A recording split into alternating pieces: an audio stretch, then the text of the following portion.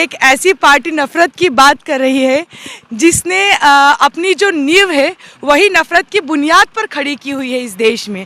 और इस देश के नजीब उसकी माँ प्रधानमंत्री कार्यालय के बाहर गिड़गिड़ाती रही कि मेरा नजीब कहाँ है, तब ये मोहब्बत कहाँ थी? प्रधानमंत्री जी खामोश रहे। जुनैद की हत्या कर दी जाती है, पहलू खान जैसे किसान को इस देश में मार दिया जाता है, अखलाक की हत्या कर दी जाती है। तो इस देश में रोजगार पर कोई बात नहीं कर रहा, महिला सुरक्षा की कोई बात नहीं कर रहा। आज बेटियां सड़कों पर चलने के लिए सुरक्षित नहीं है। क्या इसी देश में ये मांग की गई थी कि बेटी बचाओ बेटी पढ़ाओ? आज बेटियां सुरक्षित नहीं है, किसान बदहाल अवस्था में है, नौजवानों के पास रोजगार नहीं है।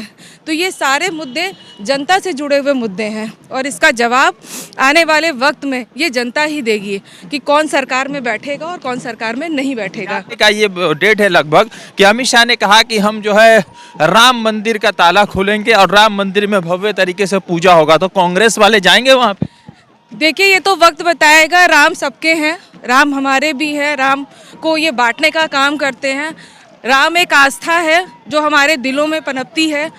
राम के दरबार में जाना कोई वैसी बात नहीं है, सभी लोग श्रद्धा से जाते हैं, लेकिन इसको सियासी रूप देने का काम भारतीय जनता पार्टी करती है। सवाल ये है ना कि दिग्विजय सिंह जी के ऊपर लगातार आरोप लगते हैं कि बेटा को आगे करने के लिए, मुख्यमंत्री बनाने के लिए कई बार ऐसी चीजें आती है जो अपोजिशन के लोग इल्जाम लगाते हैं दिग्विजय सिंह जी पर। भारत जोड़ो यात्रा अपने अंतिम पड़ाव पे है, जम्मू एंड कश्मीर में है और कुछ ही कह सकते हैं कि दिन के बाद यात्रा का समापन होगा। राहुल गांधी जो संदेश लेकर चले वो संदेश यात्रा के माध्यम से उन्होंने अलग अलग जगह पर प्रचार करने का, अपने अलग अलग जगह पर पहुंचाने का काम किया। और जितने भी कांग्रेस के कार्यकर्ता है, लीडर है, अपोजिशन में है, जो लोग भी सब लोग काम करें। नूरी खान जी है नवनिर्वाचित मध्य प्रदेश कांग्रेस के उपाध्यक्ष के तौर पर इन्होंने अपना कार्यकाल संभाला है और लगातार कन्याकुमारी से भारत जोड़ो यात्रा में चल रही है।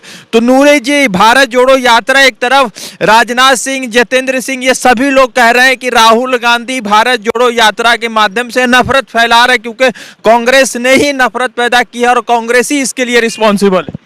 देखिए, बड़ी हास्यास्पद बात है कि एक ऐसी पार्टी नफरत की बात कर रही है जिसने अपनी जो नींव है वही नफरत की बुनियाद पर खड़ी की हुई है इस देश में। और इस देश के मुद्दों को, यानी कि असली मुद्दों को भटका दिया गया है।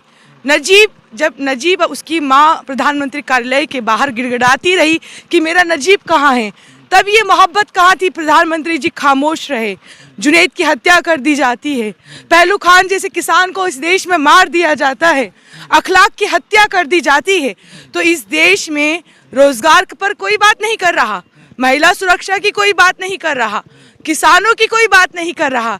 आंतरिक सुरक्षा जो है देश की, और चाहे विदेश नीति है, चाइना जिस तरीके से देश की ज़मीन को हड़पता जा रहा है, पर इस पर कोई बात नहीं कर रहा। प्रधानमंत्री जी और उनकी 56 इंच की छाती खामोश है। और वही दूसरी तरफ एक सच्चा नेता तपस्वी के रूप में इस ठंड में, कड़कड़ाती हुई ठंड में, कन्याकुमारी की से जो चले आज जम्मू पहुंच चुके हैं और वो इस देश में मोहब्बत का पैगाम फैला रहे हैं। इस देश के लोकतंत्र और संविधान से ऊपर कुछ भी नहीं है। ये संदेश राहुल गांधी जी इस देश की जनमानस तक फैलाने का काम कर रहे हैं। और इनका मध्य प्रदेश से आती है, राजनाथ सिंह कल मध्य प्रदेश में एक अधिवेशन दे रहे थे और उन्होंने कहा कि क्यों राहुल जी कर रहे हैं, किसी ने ये आइडिया दिया? तो एक तरह से उनका ये कहना था कि राहुल जी कुछ ऐसा कर रहे हैं जो नॉनसेंस है। ये उनकी बौखलाहट है। वो समझ रहे हैं कि देश का बच्चा जो कल तक घर घर मोदी, हर हर मोदी कह रहा था, आज कह रहा है नफरत छोड़ो, भारत जोड़ो। तो ये जो बदलाव राहुल गांधी जी ने वर्तमान समय में नहीं बल्कि जो आने वाली नस्लें हैं उनके अंदर भी मोहब्बत का पैगाम दे दिया है। और यही तकलीफ राजनाथ सिंह को और भाजपा के नेताओं को खल रही है। तो क्या लग रहा है 2023 कुछ ही महीने बाद जो है मध्य प्रदेश का चुनाव होना है, क्या सरकार बनेगी या फिर से सरकार बन के गिर जाएगी आप लोग? देखिए, इस बार सरकार गिरा नहीं पाएंगे, बिल्कुल जो है कसौटी पर रखा जाएगा सभी को। और दूसरी बात ये कि जनता का जो जनाधार है वो फिर से कमलनाथ जी को मिलेगा, कांग्रेस को मिलेगा और सरकार कांग्रेस की बनेगी। नहीं, सवाल ये है ना कि दिग्विजय सिंह जी के ऊपर लगातार आरोप लगते हैं कि बेटा को आगे करने के लिए, मुख्यमंत्री बनाने के लिए कई बार ऐसी चीजें आती है जो अपोजिशन के लोग इल्जाम लगाते हैं दिग्विजय सिंह जी पर। अपोजिशन के पास तो कोई नैतिक अधिकार ही नहीं है आरोप लगाने का, क्योंकि ये तो सरकार में है ही नहीं। खरीद कर विधायकों को खरीद कर सत्ता में आए हैं, अधिकार इन्हें है नहीं। ये पहले इनके घर में झाके, उसके बाद कांग्रेस की बात करें। दिग्विजय सिंह जी, कमलनाथ जी, सारा वरिष्ठ नेतृत्व मिलकर भी हमने सरकार बनाई थी और फिर से बनाएंगे। तो क्या कमान दिग्विजय जी के हाथ में रहेगा या कमलनाथ जी के हाथ में रहेगा अगर मध्य प्रदेश में सरकार की बनती है तो? देखिए, ये फैसला हाईकमान का होगा, इस पर मेरी कोई टिप्पणी उचित नहीं है। तो क्या लग रहा है कि कश्मीर तक कितना संदेश बढ़ चुका है, कितनी नफरत आप लोग खत्म कर पाए? आने वाली पीढ़ियों तक का संदेश हमने यहाँ पर दे दिया है। बच्चे बच्चे घर से सुबह निकल रहे हैं और भारत जोड़ने की बात कर रहे हैं। क्या नाम है ब्रदर आपका? मेरा नाम शिवाकांत तिवारी है। कहाँ से आए आप? मैं उत्तर प्रदेश से हूँ। कहाँ से? उत्तर प्रदेश कहाँ से? उत्तर प्रदेश से फतेहपुर जनपद से हूँ। अभी हुसैन बाबा की नगरी से आ रहे हैं आप? जी जी जी जी। तो बाबा जी की नगरी नहीं है वो। अच्छा। वो किसान मजदूर की नगरी है। हम जिस क्षेत्र से आते हैं, दोबा की धरती है, गंगा जमुना के बीच का जगह है, वहाँ से हम आते हैं। भाजपा के लोग तो उत्तर प्रदेश में तो जिस तरह से 2017 से लगातार अलग अलग आकार देखे गए, तो इल्जाम तो यही है कि उत्तर प्रदेश में सबसे ज्यादा ये नफरती जंग हुई है, या कह सकते हैं कि नफरती सियासत का आगाज हुआ है वहाँ पे। देखिए, उत्तर प्रदेश में जब से योगी सरकार आई है, अगर किसी का सबसे बड़ा नुकसान हुआ है पूरे उत्तर प्रदेश में, तो ब्राह्मणों की हत्या हुई है। सरेआम ब्राह्मणों को इनकाउंटर कराया गए हैं। दूसरी बात, मुसलमान समाज, मुस्लिम समाज की हत्याएं हुई हैं।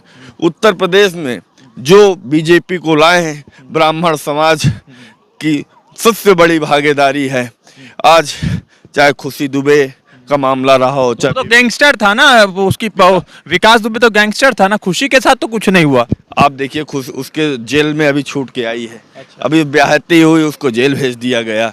पूरे उत्तर प्रदेश में ब्राह्मणों को हाशिए में लाने का काम योगी सरकार ने किया है। तो क्या लग रहा है कि राहुल जी कितने सक्षम, क्योंकि उत्तर प्रदेश में सिर्फ एक लोकसभा, 2 विधानसभा, तो कुछ खास असर तो नहीं है ना वहाँ पे। देखिए, उत्तर प्रदेश क्योंकि किसान मजदूरों का प्रदेश रहा है। 2009 का चुनाव था, उत्तर प्रदेश से लगभग 22 सीटें लोकसभा में पहुंची थी।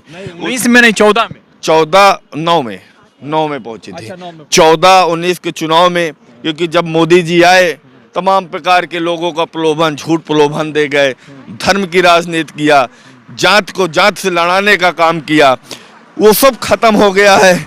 आज पूरी भारतीय जनता पार्टी, यहाँ तक कि राहुल गांधी जी घर के बाहर, कैंप के बाहर अपने निकलते हैं तो बीजेपी की बौखलाहट नजर आती है, उनके पेट डोलने लगते हैं, स्मृति ईरानी ट्वीट करने लगती है। उत्तर प्रदेश में गांधी परिवार हमेशा आगे रहा है। अब की उत्तर प्रदेश में रायबरेली, अमेठी के साथ साथ उत्तर प्रदेश में सबसे ज्यादा मार्जिन से कांग्रेस पार्टी आने वाली है। एक भारत यात्री है, पिछले तकरीबन 130 दिन से 125 दिन से यात्रा में चल रही है। मैम, आपका नाम जरा बताइए। मेरा नाम प्रतिभा अटल पाल है और मैं उत्तर प्रदेश के कानपुर ज़िले से आती हूँ। प्रतिभा जी, तो कानपुर से है, उत्तर प्रदेश से है, और जितनी जो है, हाँ, कह सकते हैं कि आलोचनाएं कर रहे हैं वो तमाम नेता ऐसे जो लोकसभा से कहीं कहीं से उत्तर प्रदेश के अलग अलग शहरों से आते हैं। जिस तरह से अभी राजनाथ सिंह ने कहा, उसके बाद जो है जितेंद्र सिंह जो मंत्री है, केंद्रीय मंत्री, उसने भी कहा। तो क्या लगता है कि आखिर कौन है जिम्मेदार नफरत फैलाने के लिए?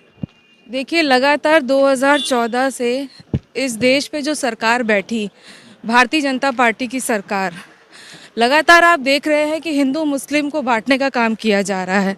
जब भी ये सरकार बनी है, धर्म के नाम पर बनी है, हिंदू मुस्लिम को तोड़ करके बनी है, और ये साफ साफ पैगाम देती है कि जब तक हम राजनीति में बांटते रहेंगे, सत्ता पे काबिज रहेंगे, और इस बात को सत्य कर दिया है। मैं उत्तर प्रदेश से आती हूँ। लोग कहते हैं कि बुलडोज़र की सरकार है, बाबा की सरकार है, बाबा की नगरी है। तो मैं एक बात कहना चाहती हूँ कि जिस बेटी पढ़ाओ बेटी बचाओ की आप बात करते हैं, आज हाथरस में सबसे बड़ा उदाहरण है। उन्नाव का उदाहरण ले लीजिए। आज बेटियां सड़कों पर चलने के लिए सुरक्षित नहीं है। क्या इसी देश में ये मांग की गई थी कि बेटी बचाओ बेटी पढ़ाओ? आज बेटियां सुरक्षित नहीं हैं, किसान बदहाल अवस्था में है, नौजवानों के पास रोज़गार नहीं है। तो ये सारे मुद्दे जनता से जुड़े हुए मुद्दे हैं और इसका जवाब आने वाले वक्त में ये जनता ही देगी कि कौन सरकार में बैठेगा और कौन सरकार में नहीं बैठेगा। यात्रा के बीच अमित शाह ने एक बार कहा कि 1 जनवरी 2024 को जैसे चुनाव की घोषणा होगी उससे पहले का ये डेट है लगभग, कि अमित शाह ने कहा कि हम जो है राम मंदिर का ताला खोलेंगे और राम मंदिर में भव्य तरीके से पूजा होगा। तो कांग्रेस वाले जाएंगे वहाँ पे? देखिए, ये तो वक्त बताएगा। राम सबके हैं, राम हमारे भी है, राम को ये बांटने का काम करते हैं। राम एक आस्था है जो हमारे दिलों में पनपती है। राम के दरबार में जाना कोई वैसी बात नहीं है, सभी लोग श्रद्धा से जाते हैं, लेकिन इसको सियासी रूप देने का काम भारतीय जनता पार्टी करती है। और आज जो अमित शाह जी ने कहा, मैं तो ये सवाल उन्हीं से पूछना चाहती हूँ कि कितने केस आपके ऊपर गुजरात में थे, लेकिन भारतीय जनता पार्टी की सरकार में बैठने के बाद सारे केस आपके वो दब गए। आपके सारे जितने कुकर्म थे उनको बीजेपी ने धो दिया। आप देखते रहिए ना कि जिस तरीके से इस सरकार ने जन जन को प्रताड़ित किया है। आज नौजवान सड़कों पर क्यों है? क्योंकि उसको रोज़गार नहीं है। आप 15 लाख का वादा करके आए थे, कहाँ गया वो 15 लाख का वादा? बेटी बचाओ बेटी पढ़ाओ की बात करते थे, उस नारे का क्या? और सबसे बड़ी बात है, महिलाओं के लिए इस सरकार ने सबसे बड़ी अगर प्रताड़ना किसी को दी है वो तो महिलाओं को दी है। आप उज्ज्वला प्रताड़ना के बाद भी तो सत्ता उन्हीं के पास आएगी, तो लोग कहेंगे ना कि भाई एक आध दो घटनाएं हुई होंगी शायद। देखिए, 70 सालों का ये हिसाब करते हैं कि 70 साल में कांग्रेस पार्टी ने क्या दिया आपको। तो मैं तो पूछना चाहती हूँ कि 70 साल में तो कांग्रेस ने बहुत कुछ कर दिया, कई योजनाएं लागू कर दी, लेकिन इन 8 सालों में बीजेपी ने क्या किया वो अपनी एक कामयाबी तो बताएं। मैं तो चैलेंज करती हूँ प्रधानमंत्री जी को कि आप अपनी एक भी कामयाबी बता दीजिए जिससे इस देश को फ़ायदा हुआ हो, देश को, नौजवानों को फ़ायदा हुआ हो, महिलाओं को फ़ायदा हुआ हो। राहुल गांधी की जो छवि खराब की गई थी वो ठीक हो गई इस यात्रा से? देखिए, भारतीय जनता पार्टी ने जिस तरीके से हमारे नेता को तंज कसा, हमारे नेता का साफ कहना है कि आप कुछ भी कहते रहिए, नफ़रतों के बाज़ार में मोहब्बत की दुकान खोलने निकले हैं राहुल गांधी जी। और हम उनके सच्चे सिपाही, सच्चे कार्यकर्ता हैं। और आने वाले वक्त में आप देखेंगे जिस तरीके से हर हर मोदी, घर घर मोदी के नारे चलते थे, आज हर बच्चा, हर नौजवान, हर बुजुर्ग के मुंह से ये निकल रहा है कि जोड़ो जोड़ो भारत जोड़ो, नफ़रत छोड़ो भारत जोड़ो। तो लगातार जिस तरह से कांग्रेस के भारत जोड़ो यात्रा या राहुल जी के भारत जोड़ो यात्रा पर भाजपा के अलग अलग बड़े नेताओं ने जिस तरह से टिप्पणी की, उस पर जो है तमाम अलग अलग भारत यात्रियों से बात हुई, कई सारे पोस्ट अधिकारी लोगों से बात हुई, तो आपने एक मत जाना होगा। वैसे इतना ज़रूर है कि जम्मू कश्मीर में है और आज जो है नेताजी सुभाष चंद्र बोस का जन्म दिवस भी है, तो उसको लेकर भी आप सभी को जो है शुभकामनाएं। देखते हैं कि यात्रा आगे क्या कुछ लाता है या क्या कुछ बदलता है। रज़ा अंसारी की रिपोर्ट। द इंडियन खबर, सच आपके सामने।